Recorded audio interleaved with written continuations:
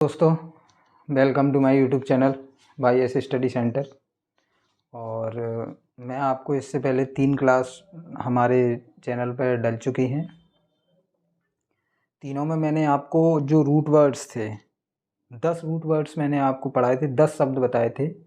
उस 10 की हमने प्रैक्टिस की थी 2 क्लासेस में कि वर्ड को अंडरस्टैंड कैसे करना है।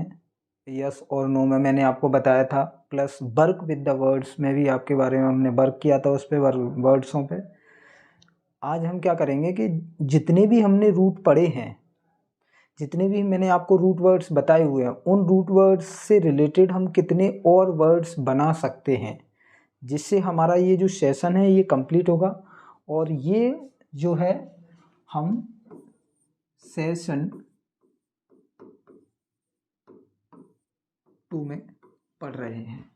विशेष ध्यान आपको ये रखना है कि ये जो मैं आपको रूट बताऊंगा और उस रूट से रिलेटेड हम जो शब्द बनाएंगे, उन शब्दों की आपको प्रैक्टिस करनी है घर पे, और जितना हो सके आप खुद को बनाने की कोशिश करनी है कि उनसे और क्या क्या बन सकता है हमारे रूट वर्ड से। और जो मैं नाउन सफिक्स आपको बताऊंगा, एडजेक्टिव सफिक्स मैं आपको बताऊंगा, और जितने भी बनेंगे वो सारे। तो हम शुरू करें, चलो देखो। तो सबसे पहला मैंने आपको रूट बताया था, यहाँ हम रूट लिख लेते हैं, यहाँ मीनिंग लिख लेते हैं उसका क्या होगा रूट का। तो उससे आप क्या होगा कि एक स्लाइड्स में आप रूट लिखते जाना, एक स्लाइड्स में आप मीनिंग लिखते जाना कि उस रूट का मीनिंग क्या होता है। उससे फिर हम दोनों को जोड़ देंगे रूट्स को, और एक अलग वो बनाएंगे शब्द। जैसे देखो, तो सबसे पहले हमने रूट लिया ईगो। तो ईगो के लिए मैंने क्या बताया था, एक तो आई बताया था, मी बताया था, और सेल्फ। समझ में आया, दिखा आपको। दूसरा मैंने क्या बताया था आपको, इंट्रो। इंट्रो का मैंने आपको बताया था क्या होता है, इनवर्ड्स, या हम इसको बोल सकते हैं इनसाइड। तीसरा मैंने आपको बताया था एक्सट्रो। एक्सट्रो का बताया था मैंने आपको आउटवर्ड्स, या मैं इसको बोल सकता हूं आउटसाइड। चौथा मैंने आपको बताया था एमबी, और एमबी का क्या बताया था मैंने, बोथ। यहां पर कंफ्यूज नहीं होना है आपको, क्योंकि ये जो बोथ एमबी का रूट वर्ड है, ये ना कि बोथ का मतलब इनवर्ड और या इनसाइड या आउटवर्ड या आउटसाइड है। ये बोथ, ये जो हमारा एमबी है, ये किसी भी वर्ड में लग सकता है। ये किसी भी वर्ड में हमारा रूट आ सकता है। जैसे एम्फीबियंस, तो वहाँ पर हम जो एमबी है, एम्फीबियंस है हमारे, वहाँ पर जो एमबी लगा हुआ है उसका मतलब इनसाइड और आउटसाइड ही है, लेकिन यहाँ इसका कुछ अलग मतलब है, यहाँ इसका कुछ अलग मतलब है। एमबी के बाद हमारा आएगा ईगो, हो गया हमारा, इंट्रो हो गया, एक्सट्रो हो गया, एमबी हो गया, वर्टो, टू टर्न, फिर छठवा मिशियन, हेट, गैमोज, मैरिज। अब आपको याद आ रहे होंगे कि मैंने आपको ये जो रूट बताए थे ये आपको आसानी से मिल रहा होगा। मेरे बताने से पहले मुझे ऐसा लग रहा है कि आप लोग इसको कर रहे होंगे। आठवां गायना। गायना का क्या होगा, तो गायना का मैंने आपको क्या बताया था, वुमेन। ऊपर वाला उतार लिया आपने, मैं क्योंकि ऊपर वाले को मिटा रहा हूँ। यहाँ नीचे हमारी स्लाइड्स कंप्लीट हो चुकी है।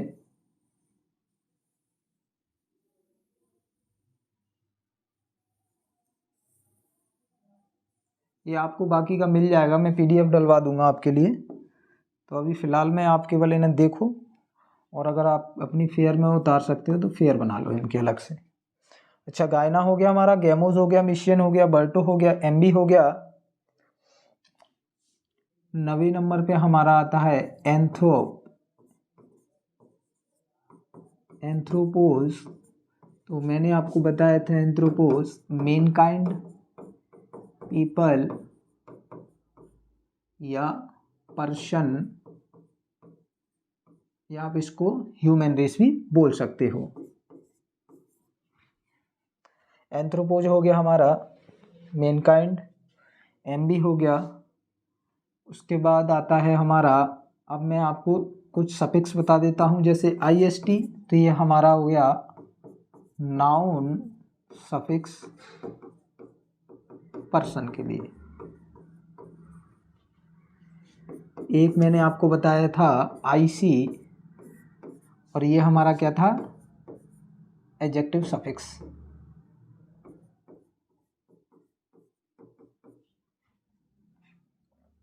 ये जो वर्ड हैं, ये जो रूट वर्ड हैं, मैंने आपको इनका मीनिंग बता चुका हूँ, मैं इन पे आपको ये करा चुका हूँ, आपका इनका मतलब बता चुका हूँ आपको।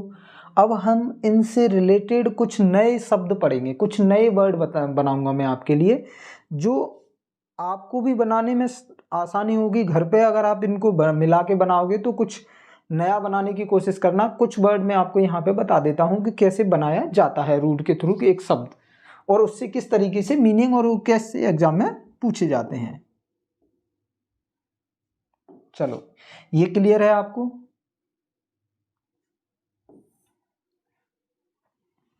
देखिए, सबसे पहले मैंने आपको ईगो बताया था, तो मैं इस ईगो से ही आपके लिए बनाता हूं। देखो, ईगो के लिए एक रूट वर्ड और बताता हूं मैं आपको। एक है सेंटर, सेंट्रिक, और दूसरा है रूट वर्ड मैं ले रहा हूं आपके लिए मेनिया। इन दो से हम क्या करेंगे, इस ईगो को यहां जोड़ेंगे। हमें पता है ईगो का क्या मतलब होता है, तो ईगो सर होता है आई, मी या सेल्फ। सेंट्रिक का मतलब क्या होता है, जो अपने आप को सेंटर में रखे, सेंट्रिक। तो यहां क्या होगा,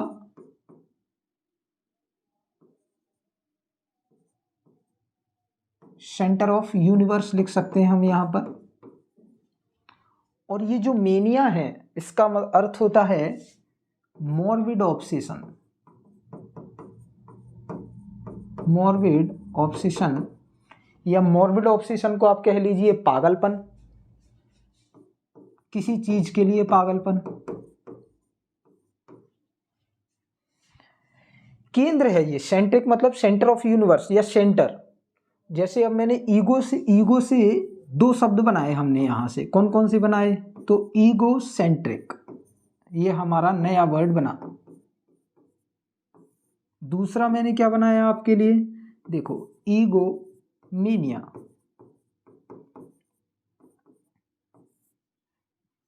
अच्छा, एक और मैं अगर बनाऊं ईगो से, तो मैंने आपको एक रूट बताया था अल्टर, और इस अल्टर का क्या मतलब होता है, अदर या चेंज। अल्टर का क्या होता है हमारा, अदर या चेंज। अच्छा, ये अल्टर लिखाना और भूल गया था, तो इसको और लिख लेना आप 12वें नंबर पे। अल्टर, अल्टर का मतलब होता है अदर। ठीक, अब जैसे देखिए ईगो सेंट्रिक, अब हम इसे तोड़ते हैं। ईगो का मैंने आपको अभी क्या लिखाया, ईगो माने होता है आई या मी या सेल्फ, यानी कि खुद में। सेंट्रिक मैंने क्या बताया आपको अभी, सेंटर ऑफ यूनिवर्स, यानी ईगो प्लस सेंटर, सेंट्रिक या आईसी, यहां पर हमारा क्या हो गया, एडजेक्टिव सफिक्स हो गया। अच्छा, ईगो कौन है, वो खुद है, आई या मी है, और ये जो सेंट्रिक है यानी वो केंद्र है। अपने आप को, ये कैसा व्यक्ति है, एक ऐसा व्यक्ति है जो अपने आप को अहंकार पूर्ण, अपन इसको बोल सकते हैं एक हिसाब से, क्योंकि वो अपने आप को ही सब कुछ मान रहा है उसके अंदर। यानी कि ये क्या है, एक प्रकार का ईगोइज्म उसके अंदर इतना है, किसी चीज के लिए, किसी नीड्स के लिए, किसी डिजायर्स के लिए वो इतना ज्यादा उसके बाद अहंकार है।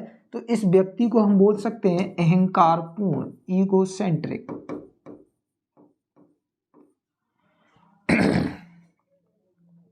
ये समझ में आया आपको? अच्छा, ये क्या है हमारा ईगो मेनिया। तो हमने क्या किया, ईगो अलग किया और मेनिया अलग किया। ईगो के लिए मैंने आपको क्या बताया, आई या सेल्फ या मी, और मेनिया क्या हो गया, तो सर आपने बताया मॉर्बिड ऑब्सेशन। मॉर्बिड ऑब्सेशन मतलब पागलपन। अब ये जो मेनिया है सॉरी किसी भी रूट वर्ड के बाद में लग सकता है। जैसे अभी यहाँ पर लगा हुआ है ईगोमेनिया, उसको कौन सा मेनिया है, उसको ईगोमेनिया है। ईगोमेनिया का क्या मतलब है, जैसे हम आगे एक रूट वर्ड पढ़ेंगे बिब्लियो। बिब्लियो का मतलब होता है बुक, यानी कि उसको बिब्लियो के पीछे हमने क्या लगा दिया, मेनिया, यानी वो जो वर्ड बनेगा हमारा वो क्या बनेगा, बिब्लियोमेनिया। यानी उसको किसके प्रति पागलपन है, बिब्लियो का मतलब मैंने क्या बताया, बुक्स, यानी किताबें, किताबों के प्रति पागलपन है उसको। क्यों, वो केवल एक ही चीज रखता है, पढ़ाई इसका शौक नहीं है। इसको पढ़ाई से मत लेना कि वो किताबों के लिए पागलपन है तो वो पढ़ता भी होगा, नहीं, उसको किताबें इकट्ठा करने के लिए उसका पागलपन है। वो नई नई किताबें लेके आता है, वो अपने पास रख रहा है, उसको किताबों से ज़्यादा पागलपन है उसके लिए है। जैसे ही ये जो ईगो है, ये खुद है, आई है, मी है, और ईगो मेनिया है, तो उसको किसी चीज़ के लिए इतना ज़्यादा पागलपन है कि वो उसे करने के लिए किसी भी हद तक जा सकता है। अगर मैं इसको एक हिसाब से दूसरा अर्थ में आपको बताऊं तो ये होता है डेंजरस, या स्लाइटली इसको अपन मैड भी बोल सकते हैं। ये खतरनाक है ईगोमेनिया। लेकिन ईगोसेंट्रिक क्या है, ये इनटॉलरेबल है।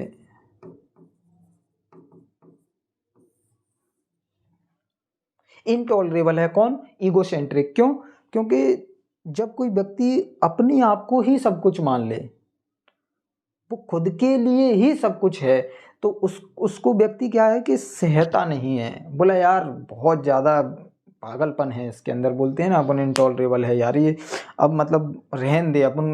कोई व्यक्ति है जो खुद के बारे में ही सब कुछ सबसे ज़्यादा सोचता है, खुद के लिए ही सब कुछ चाहता है, तो ऐसे व्यक्ति से लोग क्या है ज़्यादा दूरी रखना पसंद करते हैं। वो नहीं चाहते यार, बोला ये यार अब सहा नहीं जाता, इनटॉलरेबल है, रहने दे यार, बोलते हैं ना लोग, अगर उससे दूर हटने की कोशिश करते हैं। तो एक प्रकार का ईगो सेंट्रिक व्यक्ति ऐसा ही होता है। ये जो ईगोमेनिया है, इसके अंदर पागलपन है किसी चीज़ के लिए, कोई भी चीज़ हो उसके लिए उसे पागलपन है। क्यों है, क्योंकि वो उस एकम्प्लिशमेंट पे पहुंचना चाहता है। मैंने आपको एक शब्द बताया था इसके लिए, ईगोटिस्ट।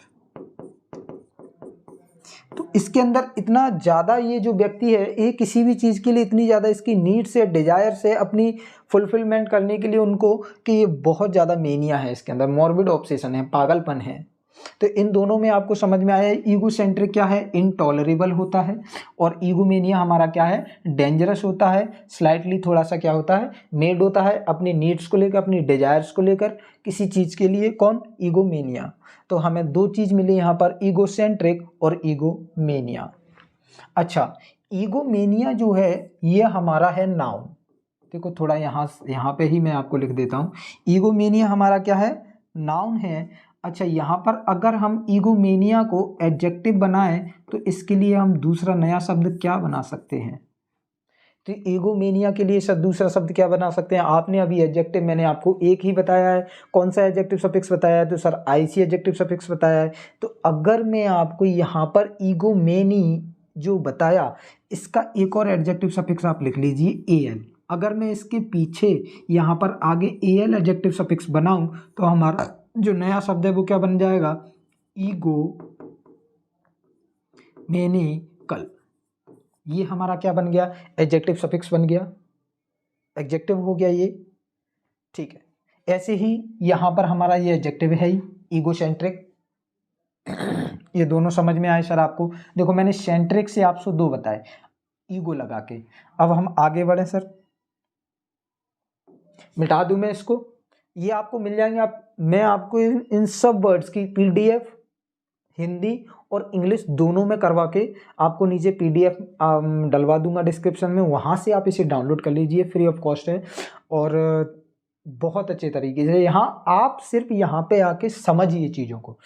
जब तक आपको ये चीज़ें समझ में नहीं आएंगी, अगर आप नए हैं SSC की तैयारी, जो अभी फर्स्ट टाइम जो दे रहे हैं एग्ज़ाम्स, उनके लिए ये सबसे ज़्यादा बेनिफिट होगा इसे पढ़ने के बाद उन्हें, क्योंकि फिर जब आप एक्सरसाइज लगाओगे, जब आप रूट वर्ड्स की बुक्स पढ़ोगे, उसे देखोगे, उसके बाद अगर आप इनके पढ़ने के बाद अगर आप उसे देखते हो ना, तो आपको बहुत ज़्यादा बेनिफिट होगा। ये इसलिए मैं बोल रहा हूँ, अगर आपको उतारना है तो उतार भी सकते हो अपनी नोटबुक में, लेकिन मैं बोलूँगा मैं आपको PDF भी डलवा दूंगा साथ में। माइंड में रखने से ज़्यादा चीज़ों को, उससे अच्छा ये आप उन्हें अगर नोट्स बनाते हो तो वो सबसे बेस्ट है, क्योंकि खुद के बनाए हुए नोट्स सबसे ज़्यादा याद रहते हैं। चलो देखिए, अब मैंने अभी आपको एक रूट बताया अल्टर, इसका क्या मतलब हुआ अदर, और दूसरा क्या हमने लिया ईगो, यानी कि इसका क्या मतलब हुआ आई या सेल्फ या मी। यानी इन दोनों को अगर मैं जोड़ूं तो हमारा एक नया शब्द बन के तैयार हुआ, और वो हुआ अल्टर ईगो।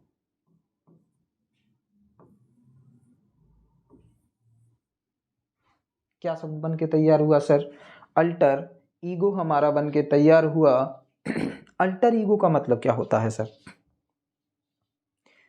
ये एक इस प्रकार का व्यक्ति है जिसकी आदतें, जिसकी बातें, जिसकी खूबियां एक दूसरे पर्सन से भी मिलती हैं। मतलब ये एक दूसरे के, इनकी सेम थिंग मिलती है, इनकी चीज़ें सेम मिलती हैं, इनकी सेम थिंग्स होती है इनकी, है ना, सेम चीज़ें ये कर रहे होते हैं, इनके अंदर सेम वो चीज़ होती है जो दूसरे के अंदर भी है। यानी कि एक दूसरे के ये क्या है, अपन बोल सकते हैं कार्बन कॉपी बोल सकते हैं। एक दूसरे के क्या है, कार्बन कॉपी है, या अपन इनको हिंदी में अगर बोलें तो ये अंतरंग बोल सकते हैं हम इनको। इसका हिंदी में अर्थ क्या हो गया, अंतरंग। यानी कि हमें एक और वर्ड मिला क्या, अल्टर ईगो। नेक्स्ट बता रहे हैं आपको, देखिए अब मैंने आपको एक रूट वर्ड बताया अल्टर, तो अल्टर से हमने क्या क्या देखा, तो देखो दो शब्द बनेंगे, एक बनेगा सर अल्टर रेशन,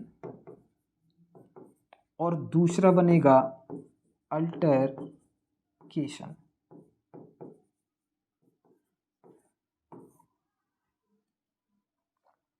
अल्टरेशन और अल्टरकेशन में अंतर क्या है? देखिए ये जो अल्टरेशन है और ये जो अल्टरकेशन है, ये है एक प्रकार से क्या, अल्टरकेशन का मतलब होता है यहाँ पर वर्बल डिस्प्यूट है। हम इसको बोल सकते हैं क्या है, ये वर्बल डिस्प्यूट करता है।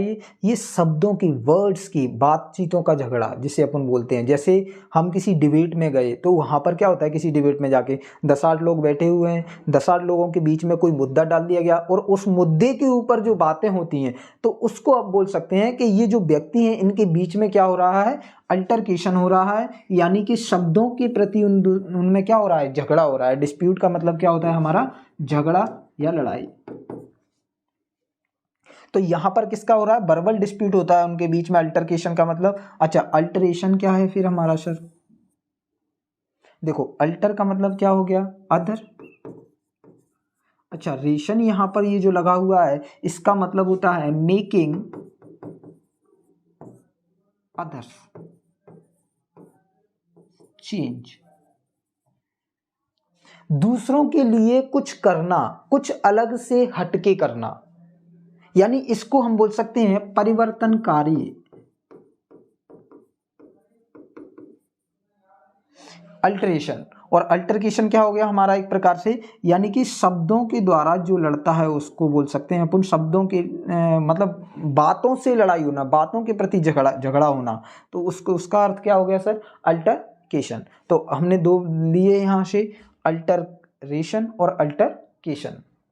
आगे बढ़े सर।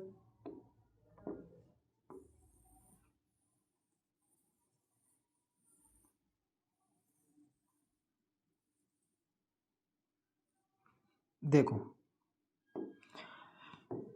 एक शब्द आपने जरूर सुना होगा अल्टरनेट, और एक होता है अल्टरनेटिव।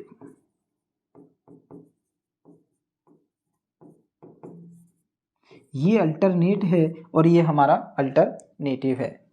अल्टर का मतलब क्या होता है हमारा, अल्टरनेट का मतलब क्या होता है, वन स्किप अदर, यानी अल्टरनेट, अल्टरनेट डेज बोलते नहीं, अल्टरनेट डेज में, अल्टरनेट डेज में अपन कोई काम करते हैं। और ये अल्टरनेटिव जो है ये हमारा क्या है कि ये हमारा जो अल्टरनेटिव है इसका मतलब होता है अगर if you have no alternate तो you have no other choice. यहाँ पर आपके पास चॉइस होती है किसी भी चीज़ के लिए, यहाँ पर आपको क्या कर सकते हो, आप एक को स्किप करके दूसरा ले सकते हो। ये क्या है अल्टरनेटिव, ये है हमारा कि आपके पास अदर चॉइसेस हैं उसके अलावा।